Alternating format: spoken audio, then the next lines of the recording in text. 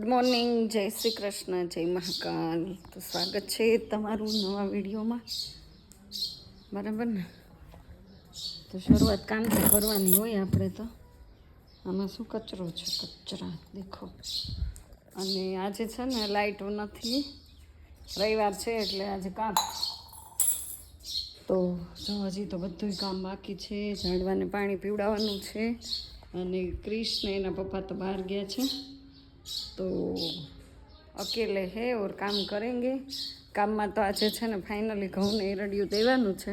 તો હું તમને બતાવી દઉં કે ત્યાં અંધારું કેટલું છે. કેટલા દિવસથી મારે ઘઉં રખડે છે બિચારા. સાફ કરી લઉં તો જો આ અંધારામાં કઈ રીતે જાઉં. અને આ બધું આ લીલું કપડું કાઢ્યું હતું, કારણ કે ઉપરથી ઉતાર્યું હતું. ફળિયામાં છાંયો મેં બધી બંધાઈ જાય ને, ગાડી બહુ તપે છે, પણ એનો કાંઈ ઈલાજ ન આવ્યો. જો બહુ વધારે પવન આવે ને તો આ શેડ બેડ આ ઓલી બિલ્લીને ને બધાને એ કપડું બાંધવું હોય ને, બહુ એક છેડો અહીંયા બાંધું, એક આમ બાંધું, એક બિલ્લીમાં, પછી ચોથો છેડો કઈ જગ્યાએ બાંધવો હોય એ કંઈ મને ખબર ન પડી.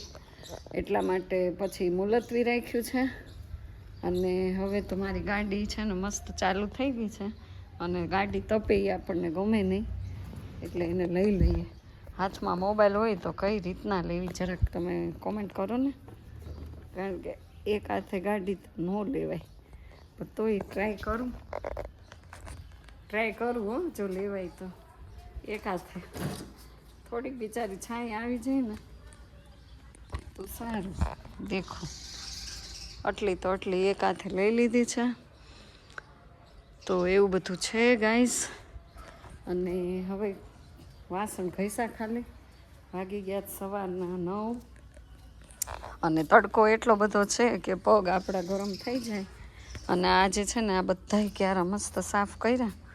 અને કચરો બચરો અને પ્લાસ્ટિકની કોથળીઓ બહુ બધું આમાં આવે ને, એ બધું આપણે છે ને ફેંકી દીધું. અંદાજે 10 ડોલ તો નાખ્યું જ હશે, કારણ કે 2 દિવસ હું ન ઓલું કરું ને, વાળું ને, તો એવું થઈ જાય. જો આવી કોથળીઓ ઉડીને આવે જો.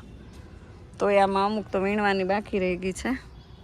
અને અહીંયા જો બિલ્લી છે, બિલ્લી વાવીને તો બેઠા છીએ, પણ આ બિલ્લીનો છાંયો ઉનાળામાં સાથ આપતો નથી. શિવ તમે ઉનાળામાં સાથ નથી આપતા. તો આપણા ઘરે આપણે એવા ઝાડવા હોવા જોઈએ કે જે આપણને ઉનાળામાં સાથ આપે. તો અમારી રામપ્યારી એક ગાડી અહીંયા છાંયે મૂકી છે. હજી તો એને બહુ તડકો ન થાય હોય, એટલે આપણે અહીંયા રહેવા દેવાની છે. પછી બિલ્લી નીચે લઈ લેવાની છે ગાઈસ. તો જો કેટલો મસ્ત વ્યૂ આવે જ ને. અને વાદળાનો કલર જુઓ તમે ગાઈસ, એકવાર ખાલી કલર. હવે 2-5 છે બિલ્લીને. આ વખતે નાના બિલ્લા આવે ને ત્યાં જડામૂળ બધા તોડી જ નાખવા છે. એક પણ બિલ્લું આપણે રહેવા દેવાનું નથી થતું, કારણ કે બધા બિલ્લા છે ને એ તોડી લેવા છે. જો બિલ્લા આપણે કાચા તોડી લેશું ને તો આ પાકવાની મુસીબત નહીં આવે. બીજા નંબરમાં કે આજે મોટા થાય ને એ મોટા ન થાય. એટલે કોઈ પણ ને જો નાના બિલ્લા અથાણા કરવા માટે જોતા હોય, એ બધાને મારા ઘરે આવીને વિનંતી છે કે તમ તારે તોડી જાજો. પણ બિલ્લીના પાન ને બિલ્લીને નુકસાન થાય એવું નહીં. બધાય બિલ્લા અથાણા કરવા માટે લઈ લેવાના. જો હું તો ઉતારી નહીં દઉં, તમારા હાથે ઉતારી લેવાના જોતા હોય તો. આપણે કાંઈ ના નથી પડતા. આ ગુલાબ અહીંયા આ છે ને, આ ઝાડે કાપીને એક મોટું વાવી દેવું છે. અહીંયા વાવી દઈએ તોય મસ્ત છાંયું થાય. ત્યાં છે ને આંબો નાખ્યો તો, પણ હું દોડડાઈ બહુ રહી કે નહીં, તો મેં આંબો કાઢી નાખ્યો. બાકી ત્યાં આંબો વાવ્યો હોત ને તો અત્યારે બહુ છાંયું આપતો હોત મસ્ત. અને ફળિયામાં થોડીક વાર જઈએ એટલે પગ આપણે ધોવા જ પડે. પગ ધોયા વગર તો પગ બળી ગયા, દાજી ગયા. અને માળો જો ચકલા, આની અંદર છે ને ચકલા મહેનત કરીને માળો બનાવે છે. એમાંથી કાબર બધું કાઢી નાખે, એનું ફેંકી દે છે. એટલે માણસો કેમ ઈર્ષાળું એમ, એ કાબર બહુ અદેખીને ઈર્ષાળું છે. ખબર નહીં સારું કેમ નથી થવા દેતી બિચારા ચકલાનું. એવું છે, ઈર્ષા તો બધાયમાં છે, એ તો હકીકત છે. માણસમાં તો ભરપૂર છે, ભરપૂર. વાત જવા દો તમે. અને સૌથી પહેલાં જે કામ કરવાનું હતું ને એ કામ મારું થયું નથી. અને હું હવે છે ને કપડાં પલાળવાના છે. અને હાથમાં છે આ બેટરી. કારણ કે બેટરીના આધારે ઘણું બધું કામ કર્યું. આમાં તો કંઈ છે નહીં, કપડાં ક્યાં મશીનમાં ધોવાય છે.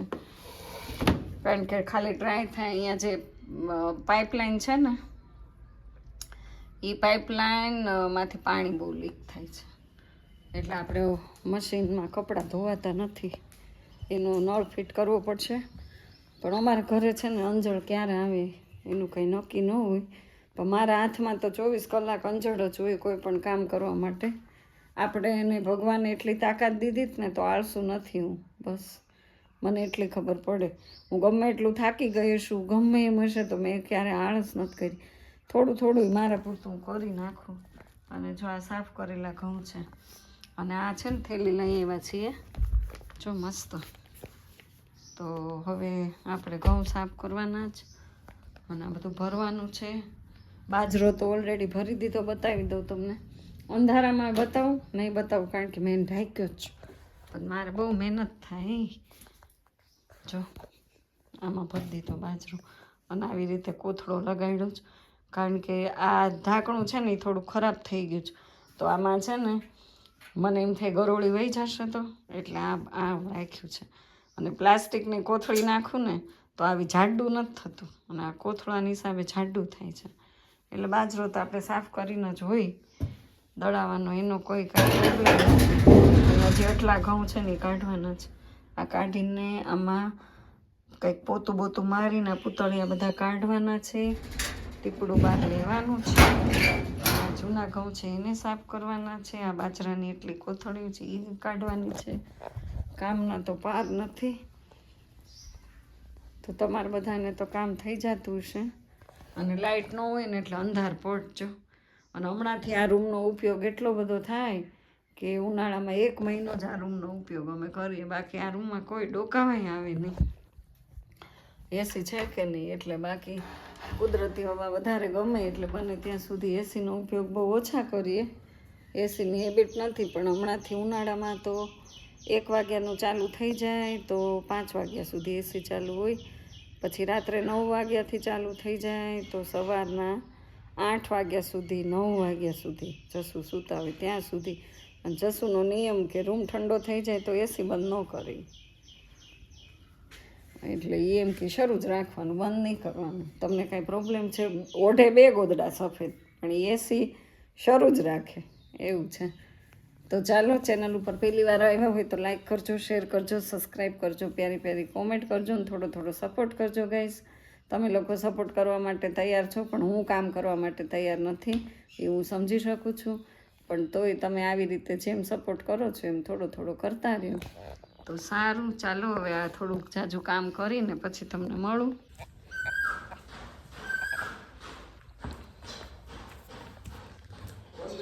હા કર્યો. થોડુંક લાઈનનું આવે ને, લાઈનમાં હોય એ તો આવશે.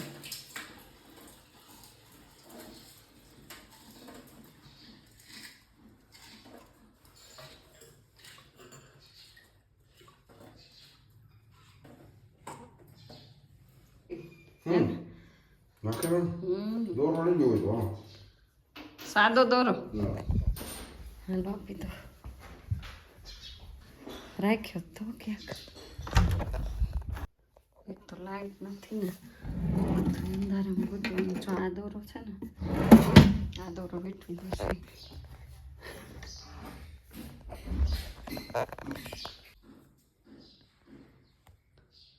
એ લોકોને થઈ ગયું નાનું લઈને બેસી ગયા છીએ ને. આમાં એરડિયું દેવાનું છે, તો આવી જાવ તમે બધા એરડિયું દેવા. તમે બધા એરડિયું દઈ દઈને ઘઉં ભરી લીધા હશે, પણ મારા ઘઉં તો બહુ રેખડા. ઘઉં આવી ગયા ને પછી તે ઘઉંનું કામ કરવાનું હોય ને ગાઈસ, એટલે આડું આડું બીજું કાંઈક હોય બધું, એટલે કાંઈ થતું નહોતું. તો આપણે છે ને એરડિયા વગરના ઘઉં ક્યારે ભરીએ નહીં, એટલે જો અમે એરડિયું દઈએ છીએ ઘઉંમાં.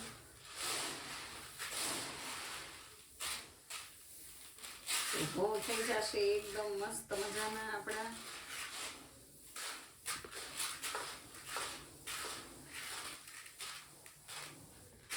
મહેનત વાળું કામ છે ને આપણે એકલા એકલા છે મહેનત કરવા વાળું એક વ્યક્તિ એરડિયું દે ને એક વ્યક્તિ છે એ ટીપડામાં જો નાખતું જાય તો ગાઈઝ બહુ ફટાફટ આ બધું કામ થાય. પણ હવે એકલા એકલા ને તો અને હજી આપણે આ શ્રી ગણેશ જ કર્યું છે અને વાળ એટલા બધા ખોરે કે ગરમીના હિસાબે બહુ વાળ ખોરે છે.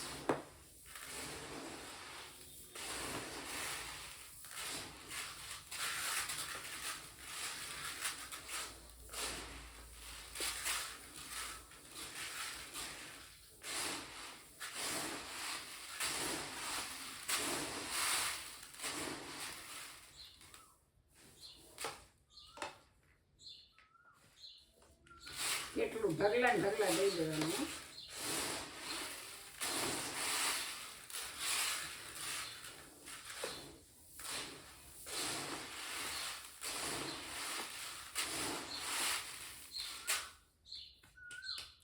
બહુ બધું આ છે ને એક આરે મિક્સ ઘઉં કરવા પડે આમાં ત્યારે જ તે થાય બાકી ન થાય. હવે આ ઉચકાવીને પાછું ટીપડામાં લઈ જવાનું એટલે આપણે પેલા છે ને માણાથી આ થોડુંક ઓછું કરી નાખીએ. માણું ભરી ભરી અને બેઠક ઉઠક કોઈ વધી જાય છે તો આટલા નાખીએ.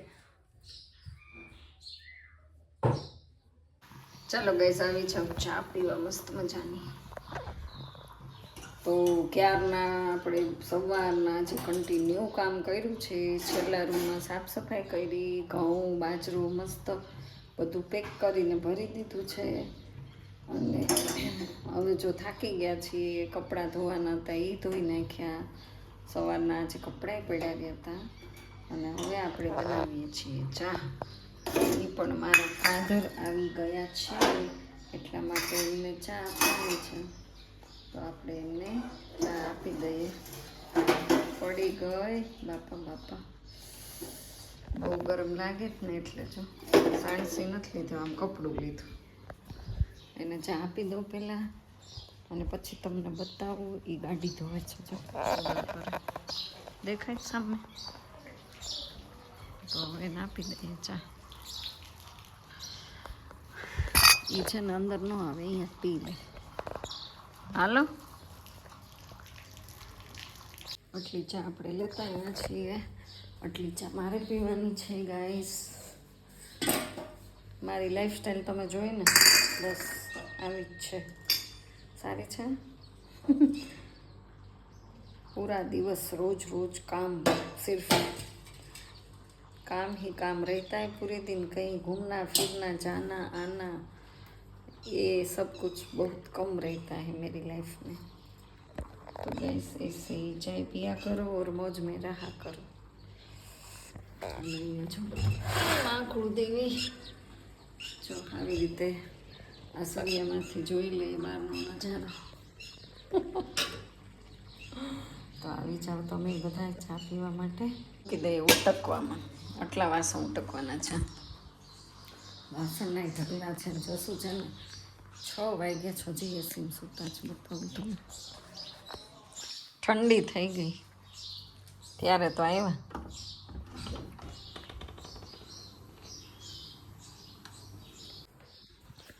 તો ગાઈસ આપણે સવારમાં એ તો ભૂલાઈ ગયું તમને કહેતા કે આ નળ જો નળમાં આટલી પાઇપ નાખી. આ નળ છે ને આની જેમ હતું આમ નજીક બહુ હતો. આ છે ને અહીંયા હતો એટલે એટલું ડિસ્ટન્સ વધારીને આપણે નળ એકદમ સેન્ટરમાં લીધો છે જેથી કરીને સારું ફાવે આપણે વાસણ ધોવાનું.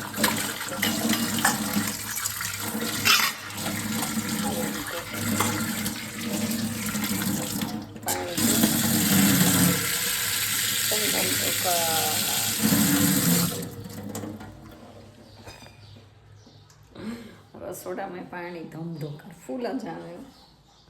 પાણીના તો આશિક છીએ, પાણી વગર ન ચાલે. ઠંડા ઠંડા. તો ચાલો હવે જો નળી જાય ઝાડવાની ને બદલવાની છે. ટીટોડી જો એનું બચ્ચું ક્યાં કટલામાં હશે. હો ક્યાં દેખાય જો રહ્યું આમ સામે.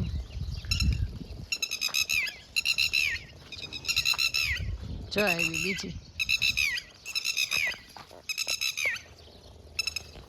કેવી રાયડું ને અહીંયા વહી ગઈ